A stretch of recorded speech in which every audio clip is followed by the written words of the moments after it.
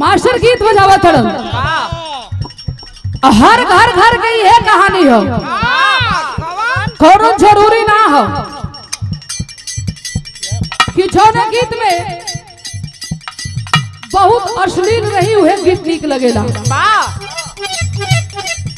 एक परिवार में दुई भाई हो, बड़का भाई काम करत बा, छोटका भाई घरे तनी पढ़े लिखे में व्यस्त हो। बड़का भाई के मेहरारू लगल चढ़ावे, कहे का हो तू कटिया करत बड़ा, लवनी करत बड़ा, दिन भर हाय हाय पैसा कैले बड़ा, आई तो हर भाई घरवे में सुतल खात बा। लोग बतावेला कि मेहरारू चाहा तो घर बना दा, मेहरारू चाहा तो घर बिगाड़ दे। मर्दा कहलस कि तू कहल का चाह तड़ी साफ साफ बताओ, तब मेहरारू कह दिया का कहलस ना ये कह दिया दिन भर राजा जी तू काम करेला,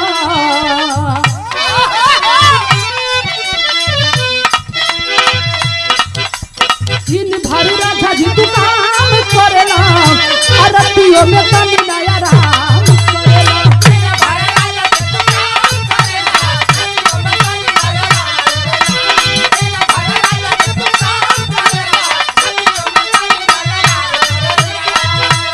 दिन भर राजा जी तू काम करेला, रतियों में तनी नया राम करेला।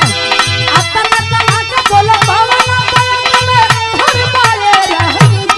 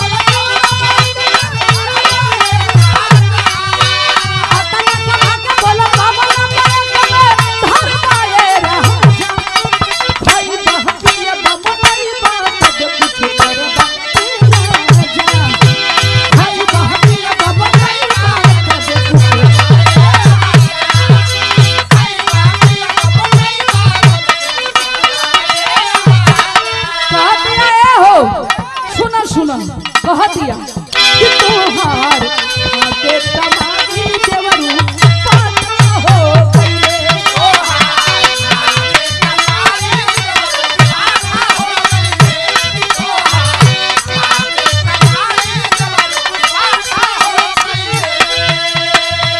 कि रहले एक लकड़ी के हाथा काटा हो गईले, कि रहले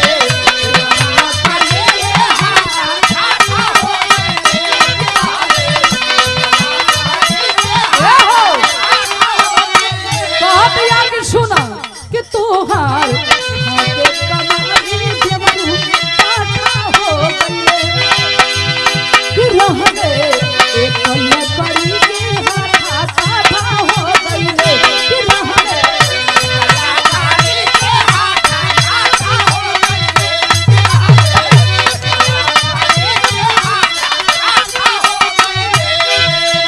और कार रहल तू हो गईले करिया, अब बुढ़निया लगता पति से केहू मरिया।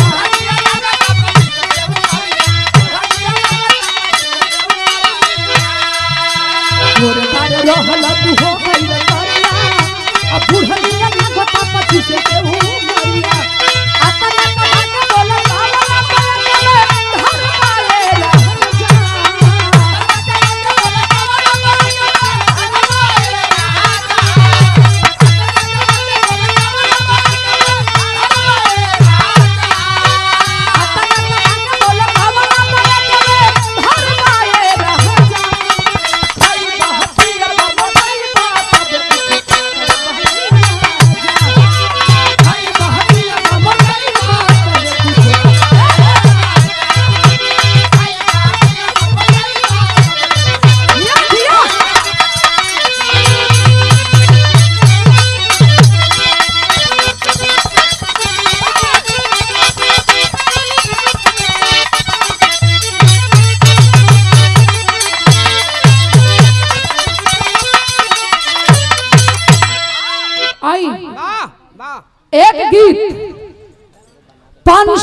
मिनट के